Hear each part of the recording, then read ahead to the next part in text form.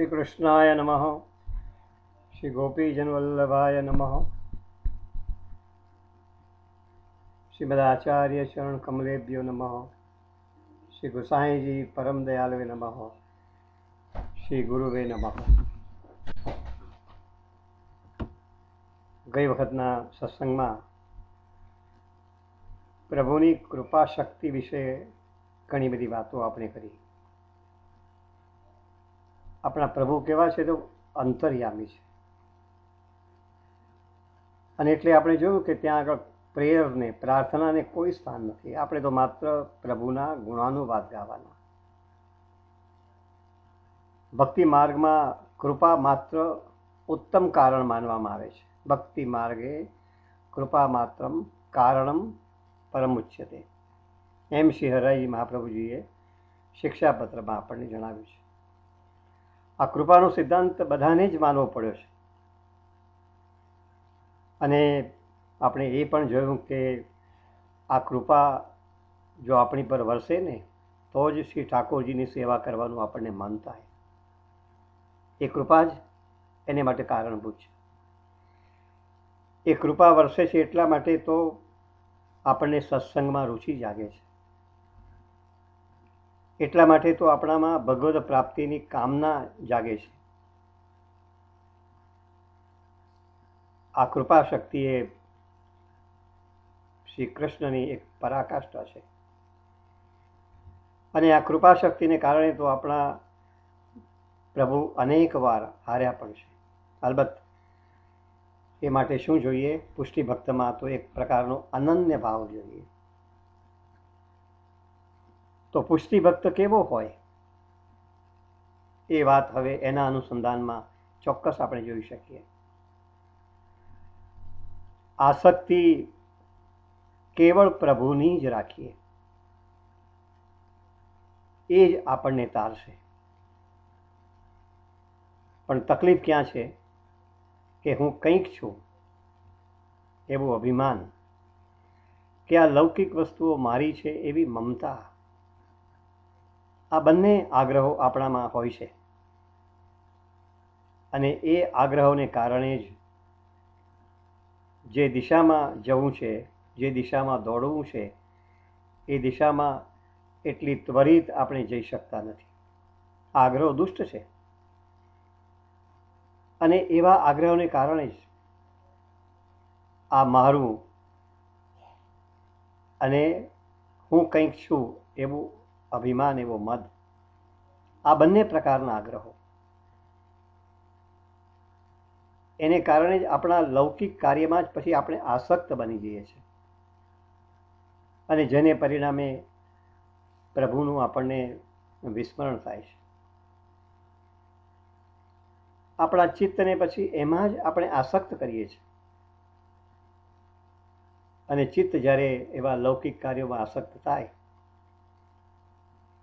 અને એવા કાર્યો સિદ્ધ ન થાય તો મનમાં એક પ્રકારનો ક્લેશ ઉદ્ભવે છે. અને પછી એ જ ઉદાસીન ચહેરો લઈને શ્રી પ્રભુના દર્શન માટે જઈએ તો આપણા ઠાકોરજીને ગમે ખરું?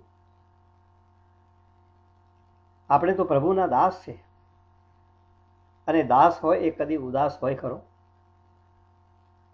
સંભવી શકે જ નહીં. આપણા પ્રભુ તો આનંદરૂપ છે, રસાત્મક પ્રભુ છે આપણા. આપણે એ વિચારવું જોઈએ કે મારું આવું ઉદાસીન મુખ જોઈને મારા પ્રભુને શું થતું હશે? સંસારના કાર્યો કરીએ છીએ એટલે બધું જ આપણી ઈચ્છા પ્રમાણે પાર ન પણ પડે.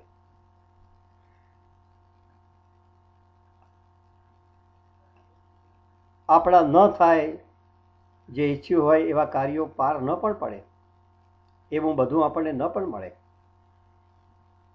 તો પણ આપણે મનમાં ક્લેશ ન કરવો જોઈએ. આપણા મનમાં તો હરનિશ એક જ વિચાર રમતો હોવો જોઈએ કે મારા પ્રભુને હું પ્રસન્ન કેવી રીતે રાખું. કેવળ તત્સુખનો જ આપણે મનમાં વિચાર કરવો જોઈએ. આવા લૌકિક કાર્યો એ આપણે માટે તુચ્છ છે, અને તો જ પછી આપણે પ્રભુની સેવા સહજ ભાવે કરી શકીશું. તો જ આપણા પ્રભુ સેવા સંબંધી જે સર્વ કાર્યો છે ને એ સિદ્ધ થશે. અને એટલા જ માટે તો શ્રી હરાયજી મહાપ્રભુજી પણ શિક્ષાપત્રમાં આપણને આ જ વાત વારંવાર સમજાવે છે. કોઈક વખત સેવાથી વિમુખ બનવાનો વારો આવ્યો, સેવા આપણાથી ન થઈ શકી, હા, તો મનમાં આપણા ક્લેશ ઉદ્ભવવો જોઈએ. ત્યારે આપણા મનમાં જરૂર ક્લેશ થવો જોઈએ કે અરે હું કેવો છું, મારાથી આજે ઠાકોરજીની સેવા છૂટી. તો એવા પુષ્ટિ ભક્તને માટે શ્રી હરાયજી મહાપ્રભુજી શબ્દ વાપરે છે ઉદ્વિગ્ન મનાહા. એનું મન કેવું છે, પુષ્ટિ ભક્તનું મન કેવું હોય તો હંમેશા ઉદ્વિગ્ન મન છે. એ ઉદ્વિગ્ન છે, એ ગ્લાનિયુક્ત છે. એનું મન શ્રી કૃષ્ણના દર્શન માટે આરતી વાળું છે. સદા ઉદ્વિગ્ન મનાહા કૃષ્ણ દર્શને ક્લિષ્ટ માનસ. કૃષ્ણના દર્શન માટે એના હૃદયમાં એક આરતી છે, તલસાટ છે. દર્શન કરવાનો એના હૃદયમાં એક થનગનાટ છે, એક પ્રકારનો ઉમંગ છે કે મને ક્યારે પ્રભુના દર્શન થશે. અને એટલે લૌકિક વૈદિક કાર્યો એ કરે છે ખરો, પણ કેવી રીતે? તો અનાથ થયા. લૌકિકમ વૈદિકમ ચાપી કાર્ય કુર્વન અનાથ થયા. એ કાર્ય કરે છે, લૌકિક વૈદિક સઘળા કાર્યો કરે છે, પણ અનાથ થયા. અનાથ થયા એટલે માત્ર દેખાડો કરવાને માટે. એમાં એની આસ્થા નથી. અનાથ થયા એટલે એની આસ્થા નથી, એમાં એની આસક્તિ નથી. એની આસક્તિ તો માત્ર શ્રી પ્રભુમાં છે, પ્રભુ નામમાં છે, પ્રભુના ગુણાનુવાદમાં છે, પ્રભુની એકમાત્ર સેવામાં છે. તો આ બાબતોનું ખરેખર હંમેશને માટે આપણે સ્મરણ કરવું જોઈએ. સેવા કરીએ ત્યારે આ બધી બાબતો અત્યંત મહત્વની આપણે માટે રહેશે. વ્રજ ભક્તોની રીત અને પ્રીત અનુસાર સેવા કરીએ ત્યારે પણ લૌકિક વૈદિકમાં આપણે ન ફસાઈએ, લૌકિક વૈદિકમાં આપણે અનાથ થયા રહીએ અને આપણું મન તો હંમેશા કૃષ્ણ દર્શને ક્લિષ્ટ માનસ, શ્રી કૃષ્ણના દર્શન માટે આતુર તલસાટ અનુભવતો એ પ્રકારનું આપણું મન હંમેશા રહેવું જોઈએ.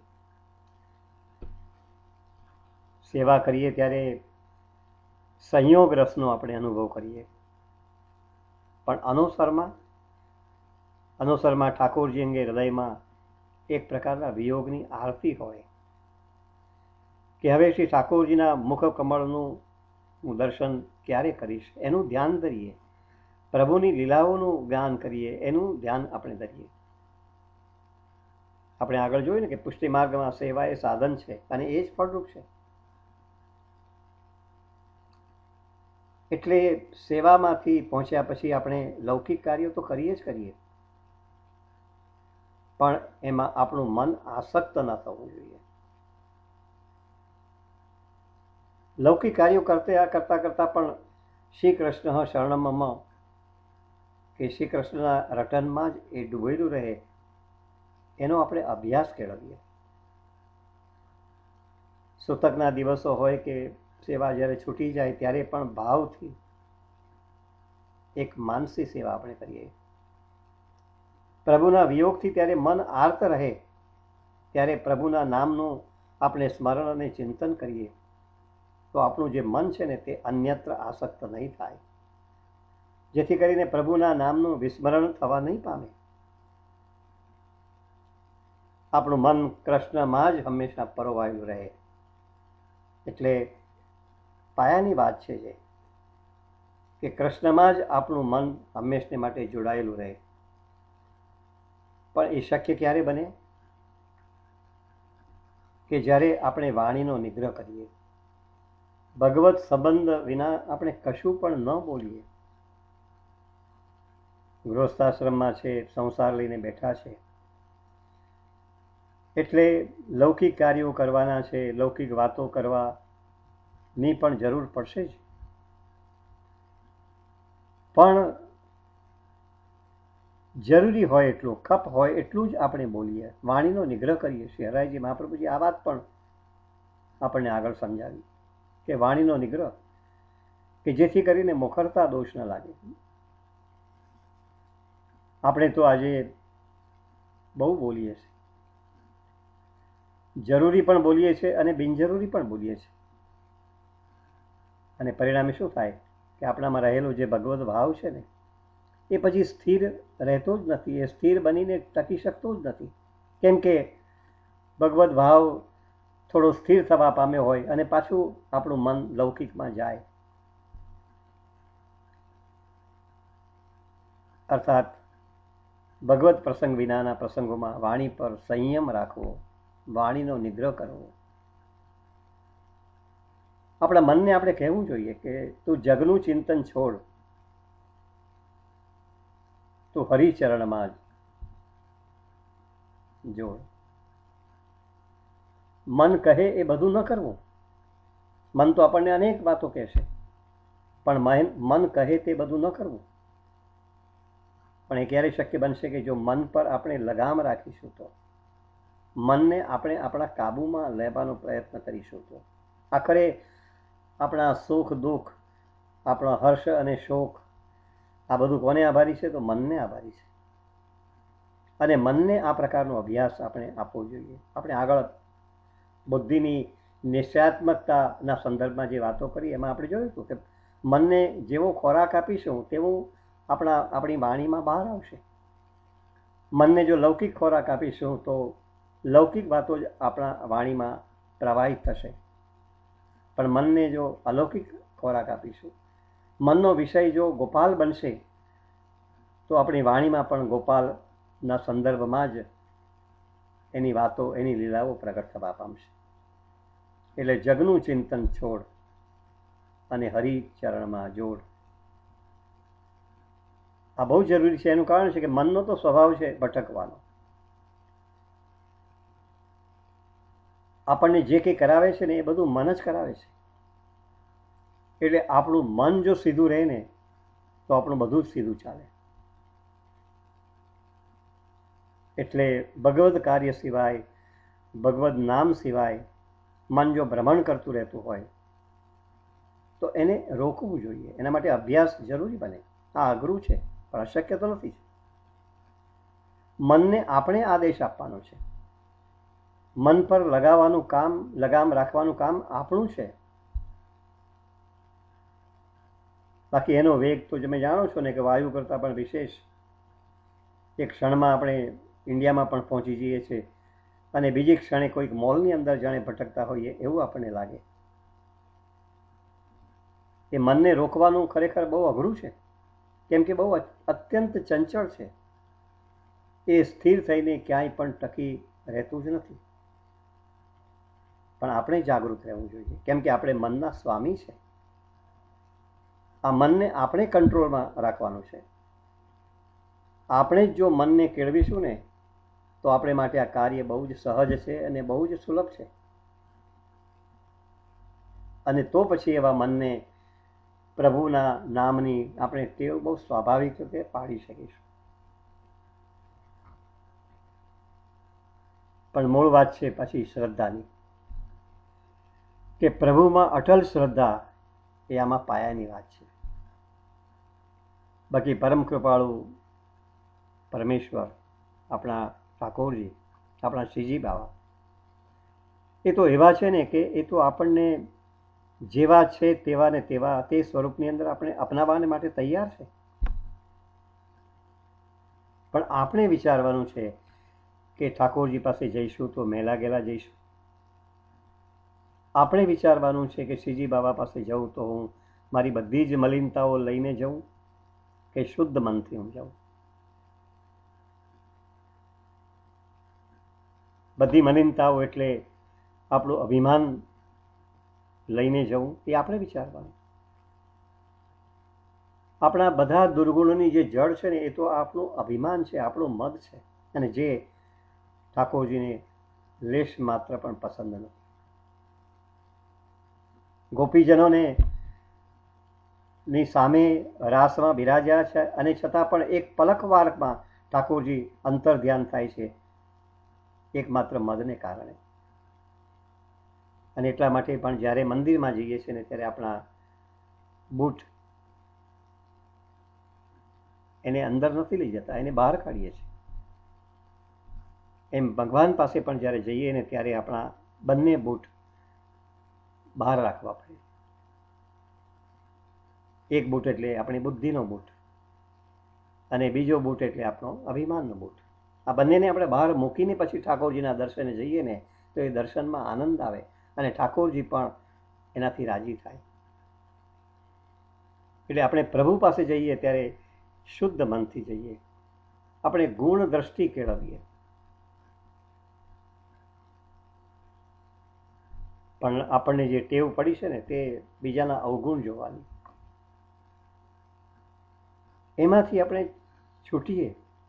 કેમ કે રોજબરોજ જો આપણે બીજાના અવગુણો જોવાનો વિચાર કરીશું ને તો આપણું મન એ ગુણોનું નહીં પણ અવગુણોનું જ આશ્રય સ્થાન બની રહેશે.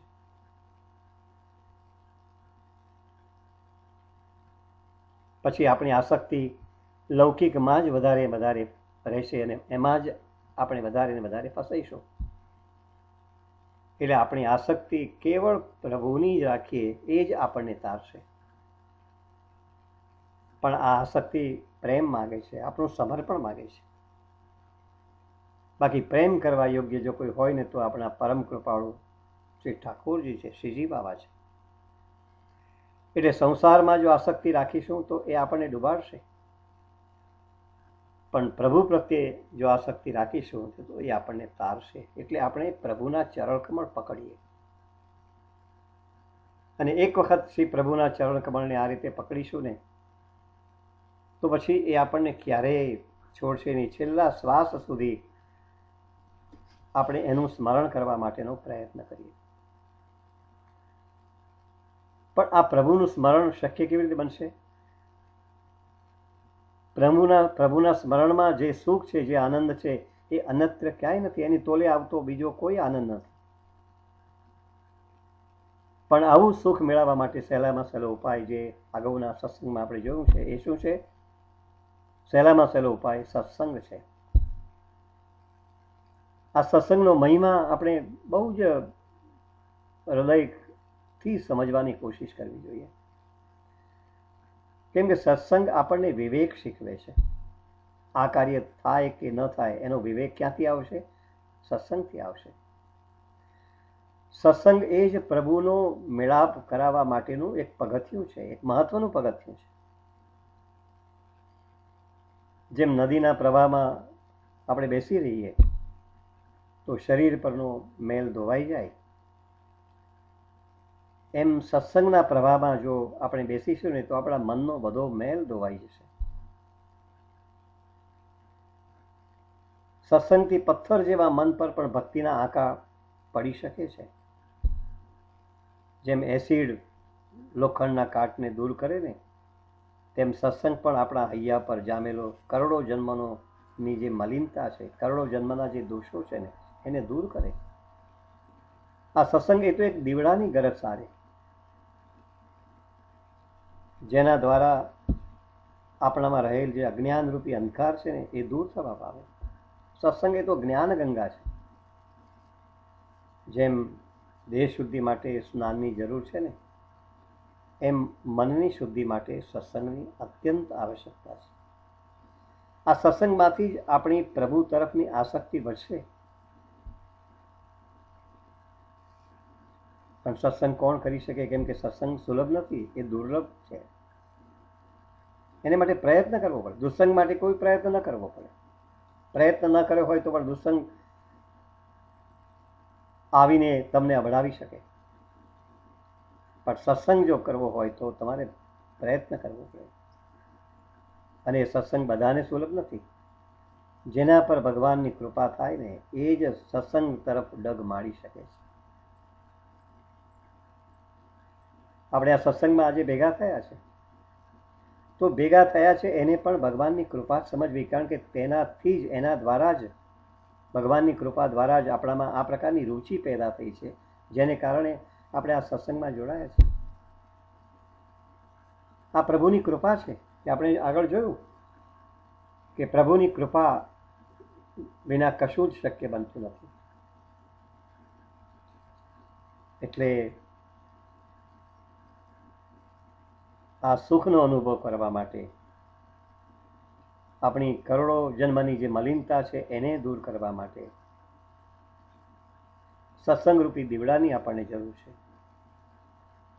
અને એ જ આપણને શીખવાડશે, જે જણાવશે, જે સમજણ આપશે. તારો ભરોસો મને ભારી, ગોવર્ધન ગિરધારી. બિનું સત્સંગ વિવેક ન કોઈ. ગોસ્વામી તુલસીદાસજીએ પણ ગાયું. આ અખૂટ શ્રદ્ધા, આ અખૂટ વિશ્વાસ, તારો ભરોસો મને ભારી, ગોવર્ધન ગિરધારી. એ અખૂટ વિશ્વાસ આપણને ક્યાંથી મળશે? તો સત્સંગમાંથી મળશે. એનાથી શ્રીજી બાબામાં મારી એક અનન્ય આસ્થા પ્રગટ થશે. પણ આપણને એ પ્રકારની અનુભૂતિ થતી નથી. એનું કારણ કે હજુ પણ પ્રભુ નામ લઈએ છીએ ખરા, પણ આપણામાં હજુ એવો વિશ્વાસ કે એવી શ્રદ્ધા દ્રઢ નથી બની. પરિણામે શું થાય છે? ગોળ વિનાનો કંસાર ખાઈએ ને, અને એમાં કોઈ મજા ન આવે. એમ આપણી શ્રદ્ધા વિનાની ભક્તિ એ આપણને આનંદ ન આપી શકે. ક્રિયા કર્યાનું આપણને એક પ્રકારનું સંતોષ રહે, પણ શ્રદ્ધા વિનાની આપણી જો ભક્તિ હોય, શ્રદ્ધા વિનાની આપણી સેવા હોય, તો એ પણ આપણને મીઠાશ ન અર્પી શકે, એ આપણને મધુરતા ન અર્પી શકે. એટલે જ્યાં સુધી પ્રભુના ચરણમાં અનન્ય શ્રદ્ધા થતી નથી, ત્યાં સુધી પ્રભુ આપણી પર પ્રસન્ન પણ કેવી રીતે થાય? એટલે છેલ્લા શ્વાસ સુધી આપણી પ્રભુ પ્રત્યેની આસક્તિ દ્રઢ બને એ બહુ જરૂરી છે.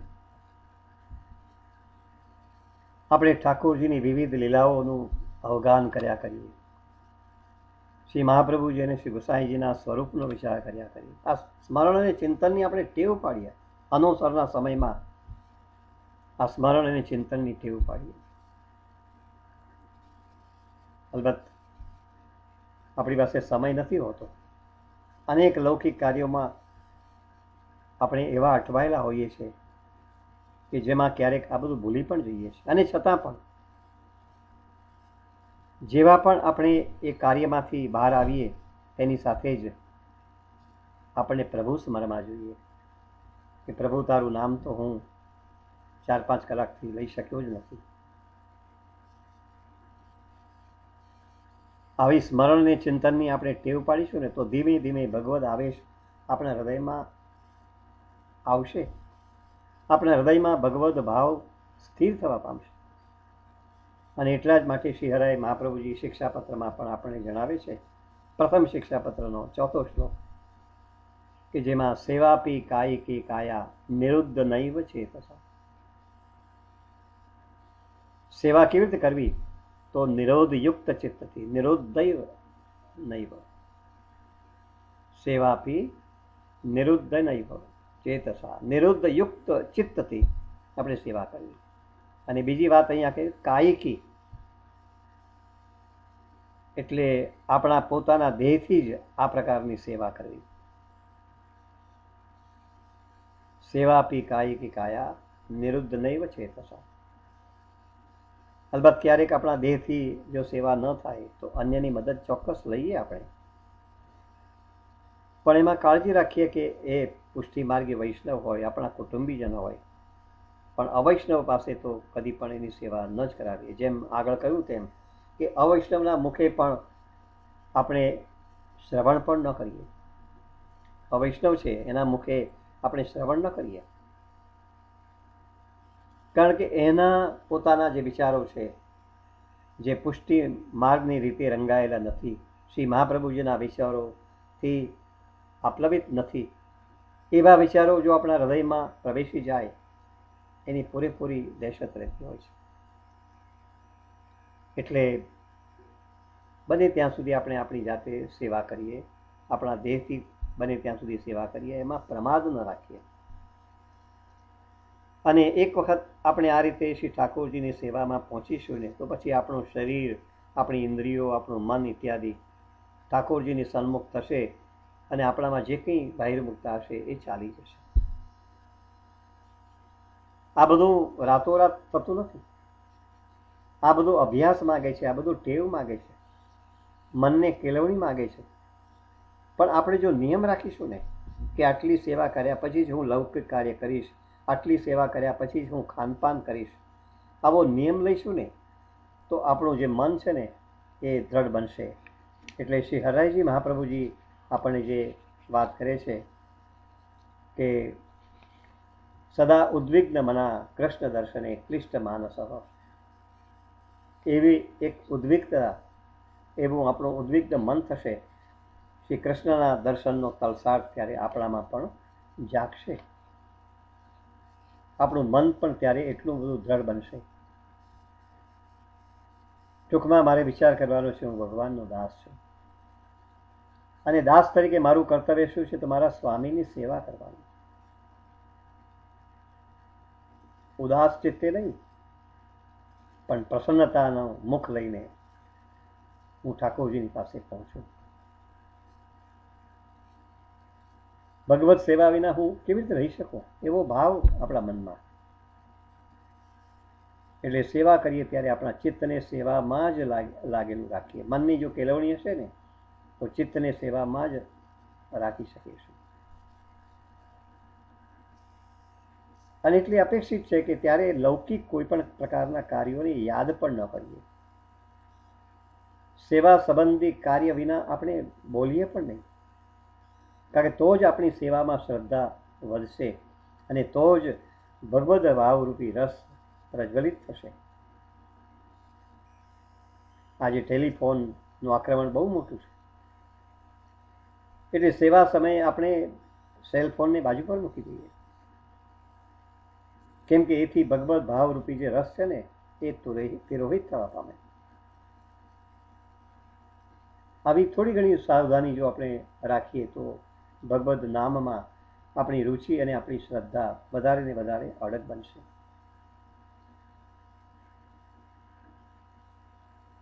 કુટુંબીજનો સામાન્ય રીતે તો આપણને આ કાર્યમાં મદદરૂપ થતા જ હોય છે, કેમ કે એનાથી આપણી સેવામાં અનુકૂળતા પણ વધે છે. અને એટલા માટે શ્રી ગોકુળનાથજી પણ હંમેશા કહે છે કે સ્ત્રી, પુત્ર, પુત્રી આ બધું સેવામાં અનુકૂળ બને છે, જેથી કરીને ઠાકોરજીને ક્યાંય પરિશ્રમ પડતો નથી. એટલે જે વૈષ્ણવ હોય એ લૌકિક વિષય અર્થે સ્ત્રી પર પ્રસન્ન થતો નથી, પણ એ સ્ત્રી પર પ્રસન્ન રહે છે એનું કારણ ભગવત સેવામાં એ સહાયભૂત બને છે. આપણે આપણા પુત્ર પર પણ પ્રસન્ન થતા હોઈએ તેનું કારણ એ ભગવત સેવામાં એ સહાયભૂત બને છે.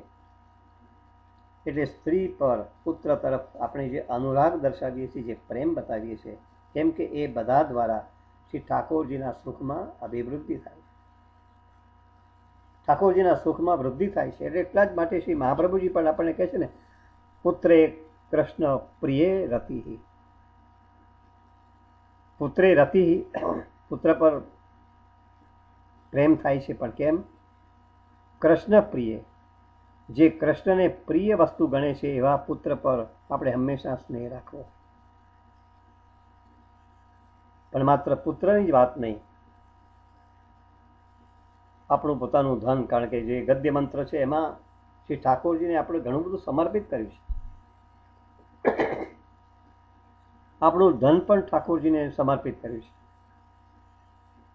અને એટલે શ્રી હરિરાયજી મહાપ્રભુજી આગળ જઈને આપણને સમજાવે છે કે ધનેશુ નિસ્પૃહ, આપણે ધનમાં નિસ્પૃહ રહેવું જોઈએ, આપણા ધનમાં આસક્ત ન બનવું જોઈએ. સેવોપયોગી ત્વેન રક્ષણમ, અને છતાં પણ એ ધનનું રક્ષણ કેમ કરવું જોઈએ? સેવોપયોગી ત્વેન, કેમ કે એ ધન સેવામાં ઉપયોગી બને છે એટલા પૂરતું એનું ચોક્કસ રક્ષણ કરવું જોઈએ. એટલે નિસ્પૃહી બનીને ધનની રક્ષા કરવી, કેમ કે પ્રભુ સેવામાં આપણું ધન સહાયભૂત બને છે. કેમ કે એમાં એનો વિનિયોગ થાય છે. એટલા પૂરતી જ એની રક્ષા આપણે કરવી જોઈએ.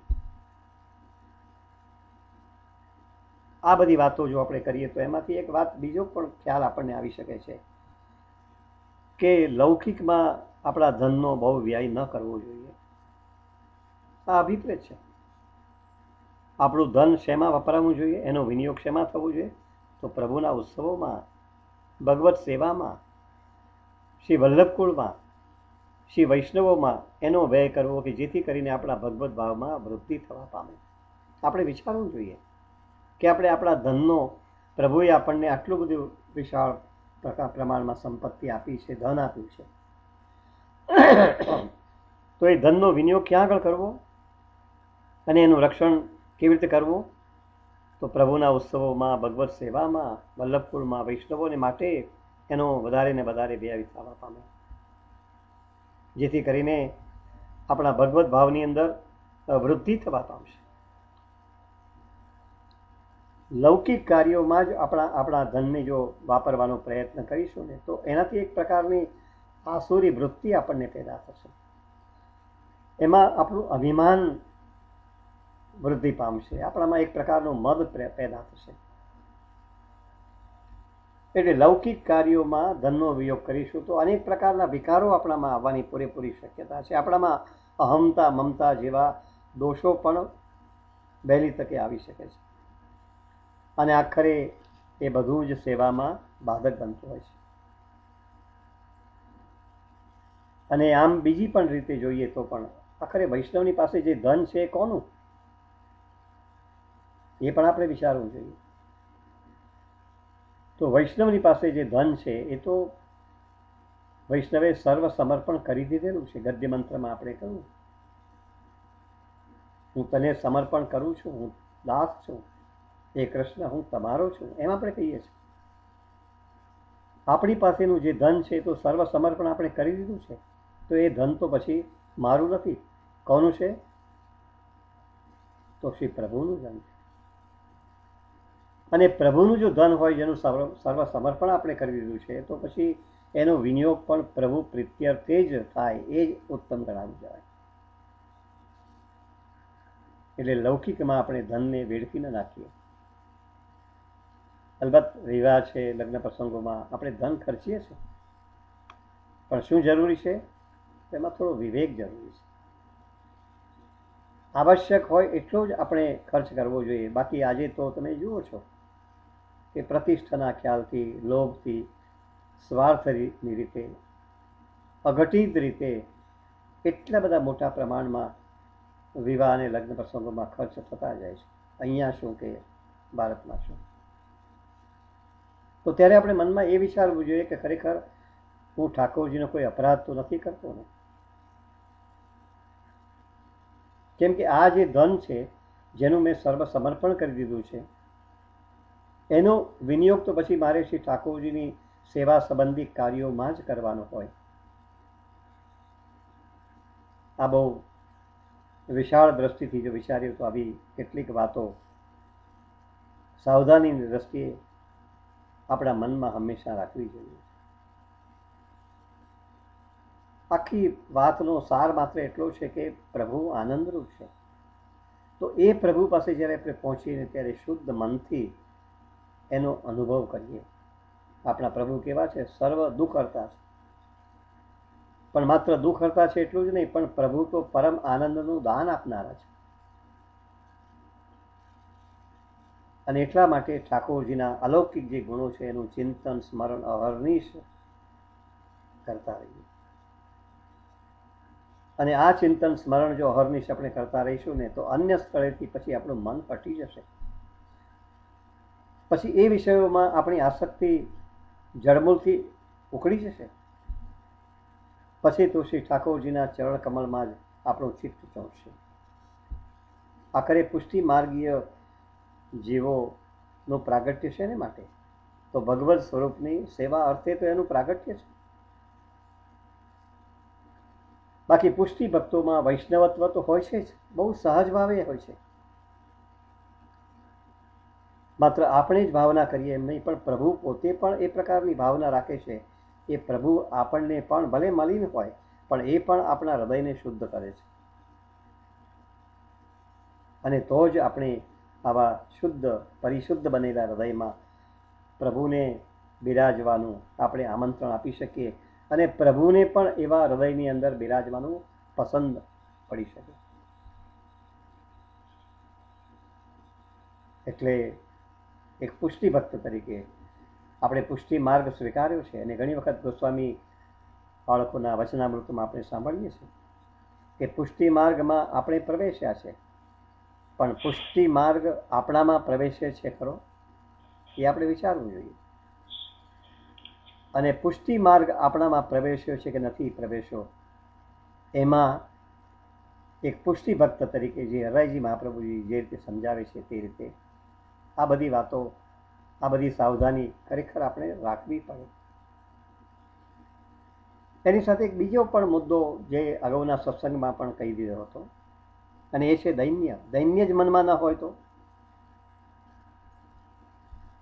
શ્રી હરાયજી મહાપ્રભુજી તો સમજાવે છે ને, દત્વા દૈન્યેન સંતુષ્ટો નિત્ય દેહમ અલૌકિકમ.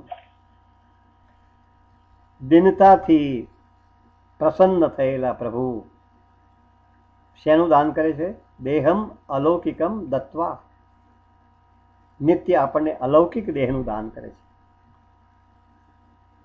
સેવા ફલ ગ્રંથ વિશેની પણ જ્યારે ચર્ચા કરી ત્યારે આપણે જોયું હતું કે એના દ્વારા એક અલૌકિક સામર્થ્યનું આપણને દાન પ્રાપ્ત થાય છે. નિત્ય આપણને પ્રભુ અલૌકિક દેહનું દાન કરે છે, પણ ક્યારે? દૈન્યેન સંતુષ્ટો. દિનતાથી પ્રસન્ન થયેલા પ્રભુ નિત્ય આપણને અલૌકિક દેહનું દાન કરે છે. પણ જો દિનતા જ ન હોય તો ઠાકોરજી પ્રસન્ન થાય ખરા? એ આપણે વિચારવાનું છે. એટલે પ્રભુને જો પ્રસન્ન રાખવા હોય, પ્રભુને રાજી રાખવા હોય, તો આપણો વૈભવ પ્રભુને રાજી નહીં રાખી શકે, આપણું દૈન્ય એ પ્રભુને રાજી રાખી શકશે. અલબત્ત પ્રભુ તો પૂર્ણ છે, પૂર્ણ પુરુષોત્તમ છે, એમને કોઈ કશાની અપેક્ષા નથી. એ પ્રભુ તો માત્ર એમનામાં પ્રીતિ રાખવાથી અને એમનામાં દીનતા બતાવવાથી જ પ્રસન્ન થાય. એટલે આપણે કહીએ છીએ ને, પ્રીતમ પ્રીતહી તે પૈયે. આપણા જે પ્રિયતમ છે ને એ શેનાથી રીઝે છે? પ્રીતહી તે પૈયે. આપણી પ્રીતથી એ રીઝે છે. બીજા કશાથી પ્રભુ એટલા રીઝતા નથી.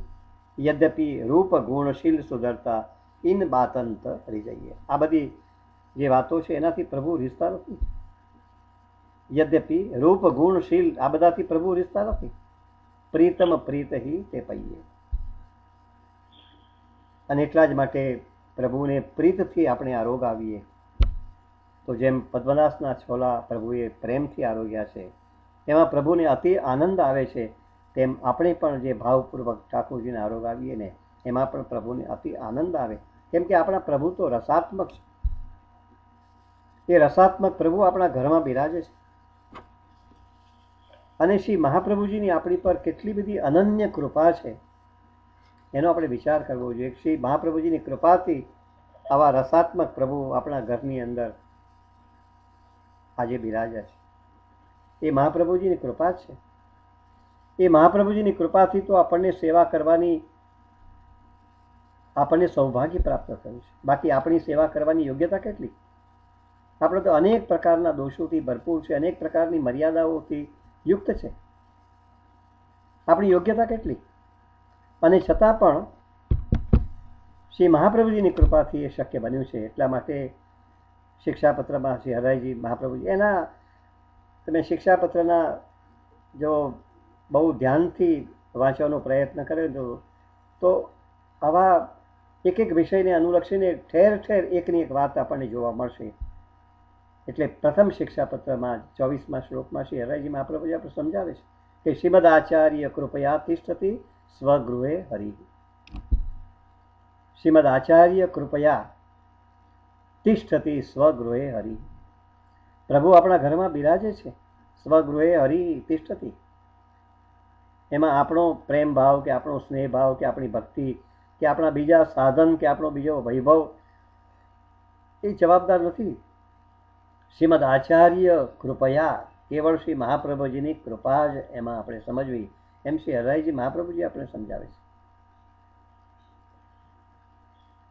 અને એટલા માટે જ્યારે ઠાકોરજી સન્મુખ જ્યારે થઈ જઈએ ત્યારે આ બધી બાબતોનો વિશેષતઃ આપણે વિચાર કરતા થઈએ, એનું સ્મરણ કરતા થઈએ.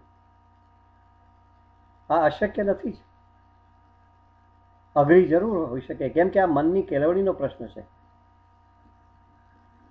અને એની સાથે સાથે એક બીજી મહત્વની વાત જે પણ હંમેશા સ્મરણમાં રાખવી જોઈએ કે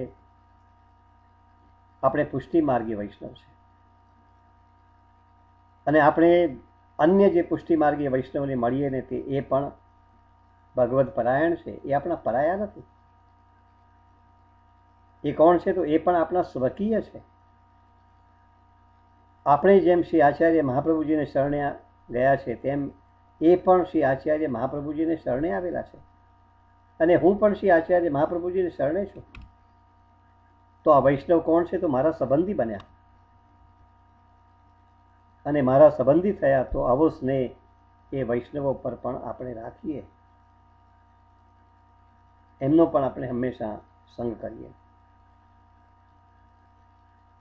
શ્રી આચાર્ય ચરણ કમલમાં એમની મતિ પણ દ્રઢ થઈ છે.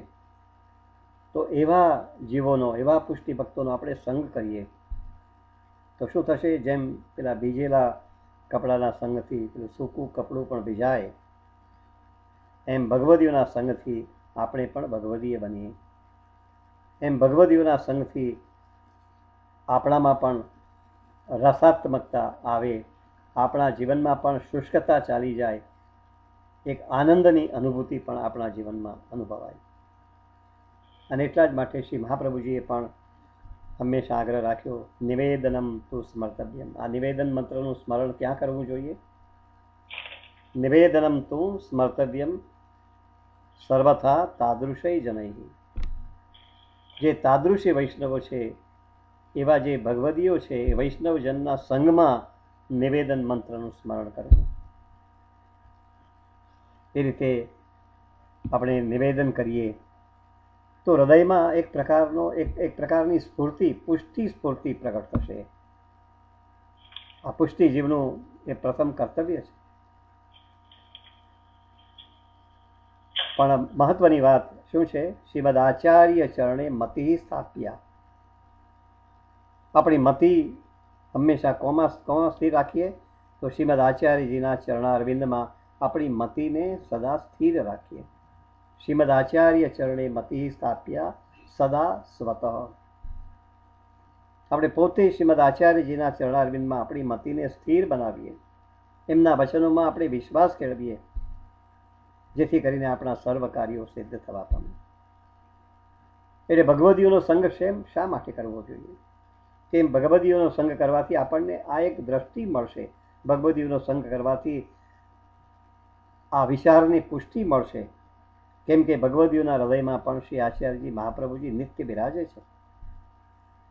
આવા ભગવદીઓનો સંગ પ્રાપ્ત કરવો અતિ દુષ્કર છે, અને છતાં પણ એ સંગ આપણને પ્રાપ્ત થયો તો માનવું કે શ્રી મહાપ્રભુજીની કૃપા જ આપણી પર આજે ઉતરી છે, કે જેથી કરીને ભગવદીઓનો મને આજે સંગ થયો, જેના થકી આપણા સર્વ કાર્યો સિદ્ધ થવા પામે. અને એટલા જ માટે આપણે આગળના સત્સંગમાં પણ જોયું ને કે ભગવદીઓનું પણ આપણે આદર સત્કાર, એનું સન્માન કરવું, એની ટહેલ કરવી, કેમ કે વસ્તુતઃ એનાથી પ્રભુ પ્રસન્ન બને છે. અને એટલે શ્રી હરાઈજી મહાપ્રભુજીએ તો પ્રથમ શિક્ષાપત્રના 23મા શ્લોકમાં ભગવદીઓ કોણ એને માટેની પણ સ્પષ્ટતા આપણને કરી બતાવી છે, કે જેમને આચાર્યશ્રીના ચરણ કમળનો દ્રઢ આશ્રય હોય,